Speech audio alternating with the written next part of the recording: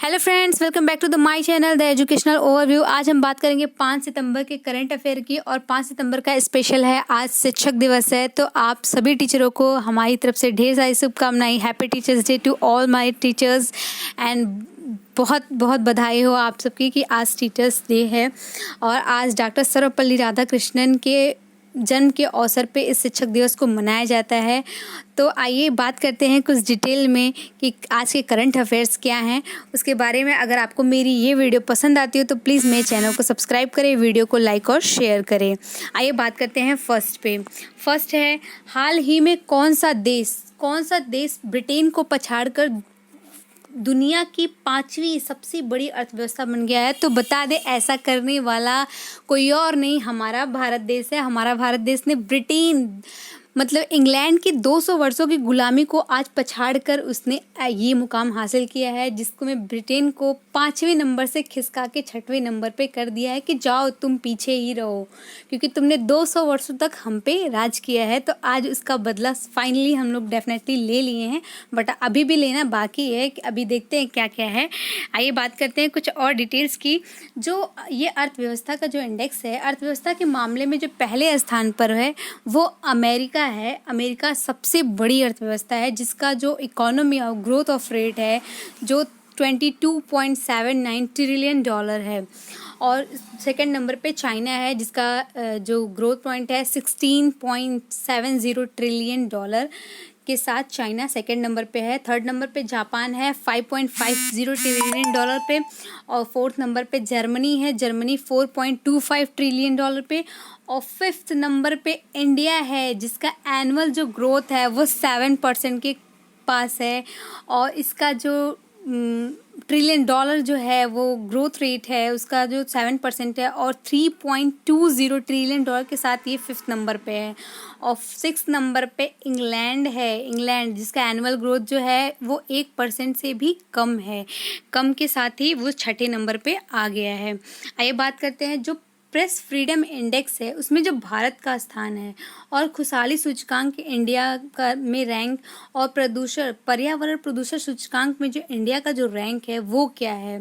तो बात करते हैं जो प्रेस फ्रीडम इंडेक्स है उसमें भारत का जो स्थान है 150वां स्थान है, मतलब 150 के आसपास भारत अभी भी प्रेस फ्रीडम में लटका हुआ है। और जो खुशहाली इंडेक्स है उसमें भारत का अभी 138 से उसने 136 मतलब 2 स्थानों की बहाली हुई है खुशहाली इंडेक्स में।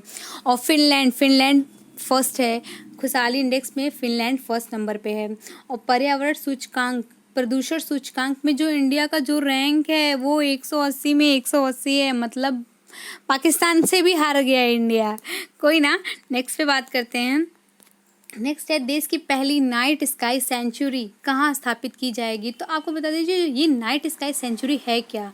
जो नाइट स्काई सेंचुरी होती है वो मतलब एक जो तारे होते हैं, जो ग्रह होते हैं, उनको प्रत्यक्ष रूप से उनके प्रकाश जो प्रदूषण होता है, प्रकाश का जो प्रदूषण होता है उसे कम करने के लिए नेचुरली बनाई जाती है नाइट स्काई सेंचुरी, जो हनले लद्दाख में इसकी स्थापना हुई है, जो हनले लद्दाख में स्थापित की जाएगी। और ऐसा क्योंकि वो लद्दाख में ही स्थापित हो जाएगी क्योंकि जो लद्दाख का एरिया है वो प्रदूषण से एकदम मुक्त है। तो वहाँ पे जो हमारे गैलेक्सीज हैं, जो तारे हैं, वो देखने में बहुत एकदम क्लियर दिखाई देते हैं, बिकॉज वहाँ पे प्रदूषण रहता नहीं है, तो इसलिए वहाँ पे वो क्लियर रहता है। और जो हनले जो लद्दाख की एक और बात है, यहाँ पे एक वन्यजीव अभ्यारण्य है, चंगथंग वन्यजीव अभ्यारण्य हनले लद्दाख में है। और जो देश की पहली नाइट स्काई सेंचुरी है जो 3 माह के अंदर में इसको बनाई जाएगी वो हनले लद्दाख में है, जिसमें इसका उद्देश्य है रात में जो रोशनी का प्रदूषण है उसे कम करने के लिए लाइट बरसात में नेचुरल लाइट का प्रयोग करके तारों और ग्रहों के बारे में अध्ययन करना है। मतलब जो हमारे नेचुरल लाइट्स होते हैं, जो तारों के लाइट्स होते हैं, चंद्रमा के जो लाइट्स होते हैं, उसके बारे में इसे अध्ययन करने के लिए ये बनाया जाएगा। और जो लद्दाख का राजकीय पशु है वो हिम तेंदुआ है।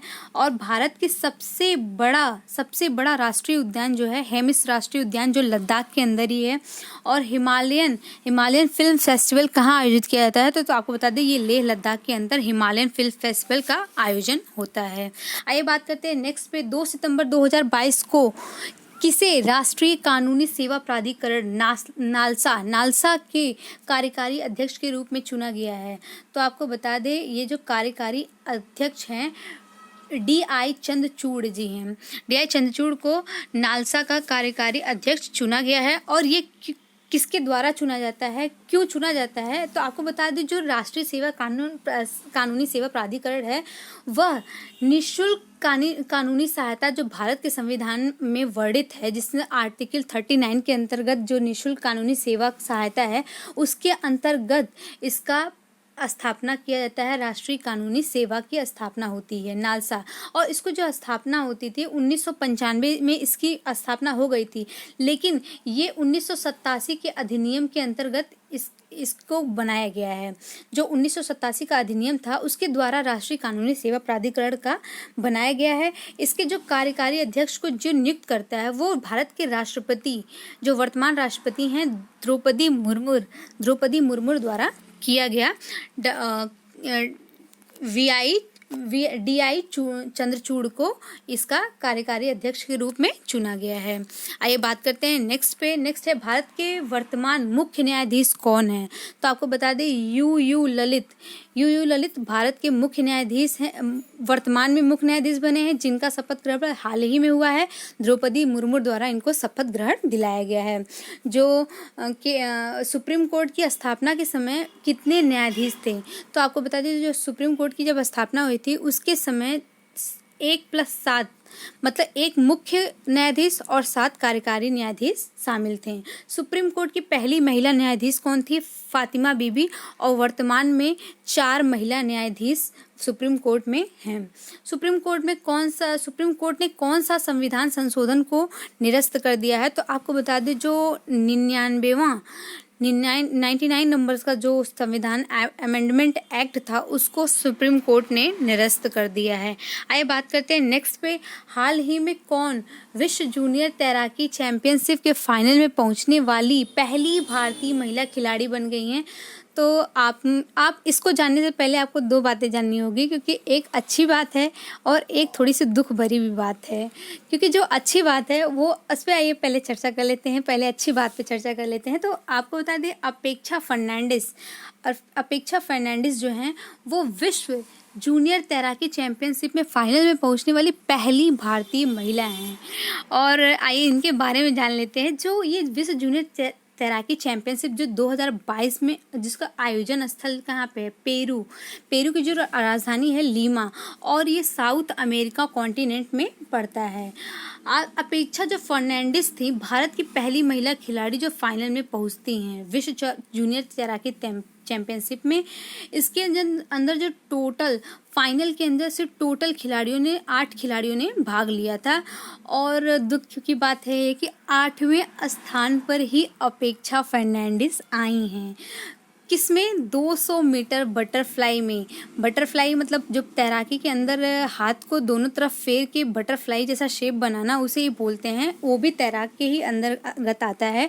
एक प्रोसेस होता है बटरफ्लाई 200 मीटर बटरफ्लाई में इन्होंने 8वें स्थान को प्राप्त किया है। तो दुख भरी घटना यही थी कि इन्होंने पहुंचा तो फाइनल में, लेकिन इन्होंने 8वें नंबर पर इनका सिलेक्शन हुआ है। आइए बात करते हैं कुछ खेल और खिलाड़ियों की। जो शरद कमल खिलाड़ी हैं और किस खेल के हैं? तो आपको बता दिए, भविष्य का सितारा है जो टेबल टेनिस से रिलेटेड हैं। और कॉमनवेल्थ में इन्होंने 3 गोल्ड मेडल लेकर आए हैं कॉमनवेल्थ गेमों में। लवलीना जो बोरगोहन थी वो बॉक्सिंग की खिलाड़ी हैं जो टोक्यो ओलंपिक के अंदर ब्रॉन्ज मेडल जीती थी। भवानी देवी तलवारबाजी से रिलेटेड हैं।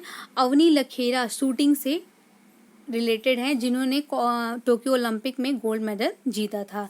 रवि दहिया को बारे में सबको पता होगा। ये कुश्ती में टोक्यो ओलंपिक के अंदर इन्होंने सिल्वर मेडल और कॉमनवेल्थ के अंदर इन्होंने गोल्ड मेडल जीता था। आपको बता दीजिए, कॉमनवेल्थ गेम है उसमें जो कुश्ती में भारत ने सबसे ज़्यादा मेडल्स जीते थे कुश्ती में ही। तो याद रखिएगा फ्रेंड्स कि भारत ने कॉमनवेल्थ गेमों में कुश्ती में सबसे ज़्यादा पदक जीते थे। सितंबर 2022 में को किसे भारतीय फुटबॉल महासंघ ऑल इंडिया फुटबॉल फेडरेशन के नए अध्यक्ष चुना गया है। तो आपको बता दें, जो ऑल इंडिया फुटबॉल फेडरेशन है उसकी जो स्थापना होती है 1937 में होती है, बट इसको जो फीफा द्वारा मान्यता प्राप्त हुआ था वो 1948 में किया गया था। और आपको बता दें कि फीफा ने भी हाल ही के दिनों में अखिल भारतीय फुटबॉल महासंघ को बैन कर दिया था। बोला था कि भैया आपने किसी और के एक्सरसाइज को नकल किया है, बट इनका तो हम लोगों ने कल्याण कर ही दिया था अगर ऐसा फीफा ने बोला तब। लेकिन बोलने के बाद फीफा ने तुरंत अपने बयान को वापस ले लिया कि नहीं आप खेल सकते हैं। और ऐसा करने वाला कौन है, तो आपको बता दें, ऐसा जो करने वाले जो फुटबॉल संघ के नए अध्यक्ष हैं कल्याण चौबे ने फीफा को तो कल्याण ही कर दिया था। तो आइए बात करते हैं, फीफा का हेड क्वार्टर है वो ज्यूरिख के अंदर है। जो ज्यूरिख स्विट्जरलैंड के अंदर है फीफा का हेडक्वार्टर। और जो 2024 के वर्ल्ड कप है वो कतर और दोहा में फीफा द्वारा आयोजित होगा। इसी वर्ल्ड कप में फीफा ने ऑल इंडियन फुटबॉल फेडरेशन को बैन कर दिया था कि बोले थे कि भाई साहब आप नहीं खेल सकते हो, लेकिन कल्याण जी ने इनको फीफा का ही कल्याण करने पे एकदम तुल गए थे कि नहीं भाई अब तो तुम्हारा कल्याण हो ही जाएगा। बट इसीलिए फीफा ने अपने बयान को वापस ले लिया और 2024 में के वर्ल्ड कप में भारतीय फुटबॉल महासंघ को खेलने की इजाज़त दे दी है। और कल्याण चौबे जी कौन थे? जो मोहन बगान फुटबॉल क्लब जो कोलकाता के अंदर है, कोलकाता के जो अंदर है मोहन बगान फुटबॉल क्लब है, उसके जो पूर्व गोलकीपर थे कल्याण चौबे जी। आइए बात करते हैं नेक्स्ट है हाल ही में जारी किए गए एक आदेश के अनुसार केंद्र सरकार की सभी महिला कर्मचारियों को कितने दिन का विशेष अवकाश मिलेगा। तो आपको ये जानना चाहिए कि केंद्र सरकार को ऐसी आवश्यकता क्या पड़ गई कि उसे महिलाओं को विशेष अवकाश मिले, क्योंकि केंद्र सरकार का पहला एक स्टेटमेंट था कि जो मातृत्व जन्म होता है, अवकाश होता है, जो माँ बच्चे के प्रेग्नेंट होती हैं उनको पहले बच्चे के जन्म पे 6 मंथ की प्रेगनेंसी के दौरान या प्रेगनेंसी के बाद आप 6 मंथ की अवकाश जो है वो ले सकती हैं, लीव ले सकती हैं, किसी भी मंथ में आप ले सकती हैं। बट ऐसा क्या आन पड़ी कि मतलब सुप्रीम जो केंद्र सरकार है उसको फिर से ये विशेष अवकाश देना पड़ा। तो आपको बता दें ये 60 दिनों का विशेष अवकाश है, 60 दिनों का ये विशेष अवकाश है। और इसको देने का जो मतलब है वो जो गर्भ के अंदर बच्चे और माँ के जन्म जो गर्भ के अंदर या बच्चे के जन्म के 28 के दिन के अंदर अगर बच्चे की मृत्यु हो जाती है तो उसकी जो मानसिक उत्पीड़ा होती है, क्योंकि बच्चे जब डेथ कर जाते हैं तो जो माँ होती है उनकी मानसिक उत्पीड़ना जो होती है काफ़ी बढ़ जाती है। उससे उभरने के लिए सरकार को 60 दिन का और भी विशेष अवकाश देने की घोषणा की है, क्योंकि जो बच्चे से मृत्यु के बाद जो होता है वो काफ़ी क्रिटिकल सिचुएशन होता है किसी भी माँ के लिए। तो इसलिए केंद्र सरकार ने ये घोषणा की है।